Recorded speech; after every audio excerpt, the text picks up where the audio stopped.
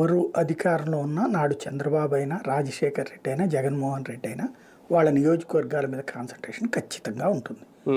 అయితే వీళ్ళు పెట్టిన మనుషులు కమిటెడ్గా పనిచేయాలి. అంటే ప్రజల తరపున తామున్నాము అని ఫీల్ అవ్వాలి, కానీ తామే ముఖ్యమంత్రిగా ఫీల్ అవ్వకూడదు. మీకు ఆ విషయంలో పులివెందుల దగ్గర చాలా డిఫరెంట్ ఉంటుంది. ఫ్రమ్ ద బిగినింగ్ కూడా ఎప్పుడు రాజశేఖర్ రెడ్డి ఉన్నా సరే అక్కడ ఇప్పుడు ఈ భాస్కర్ రెడ్డి, అవినాష్ రెడ్డి వీళ్ళందరి పాత్ర అదే. ఎవరన్నా వీళ్ళ దగ్గరకు వస్తే కనుక రాజశేఖర రెడ్డి అక్కడికి వచ్చినప్పుడు లేదా రాజశేఖర రెడ్డి దగ్గరికి వెళ్ళేసి ఆ సమస్యలు ఏంటో మాట్లాడతారు, పరిష్కరించేస్తారు.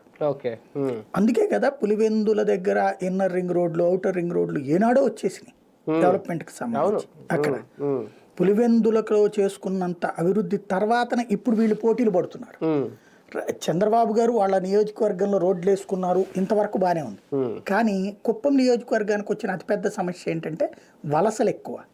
ప్రతి ఏడాది 40 నుంచి 50% మంది ఆ తమిళనాడు పోయి అక్కడ పని చేసుకుని రావడమే తప్పించి లోకల్గా ఉండదు, లేబర్ ఎక్కువగా ఉంటారు అక్కడ. కాబట్టి అక్కడ ఆయన చెయ్యాలన్నా కష్టం. ఈవెన్ పులివెందులైనా అంతే ఉంటుంది వాళ్ళకి. కాకపోతే పులివెందులో వ్యవసాయం చేస్తారు, పిల్లలు ఇతర రాష్ట్రాల్లో అక్కడ ఉంటారు.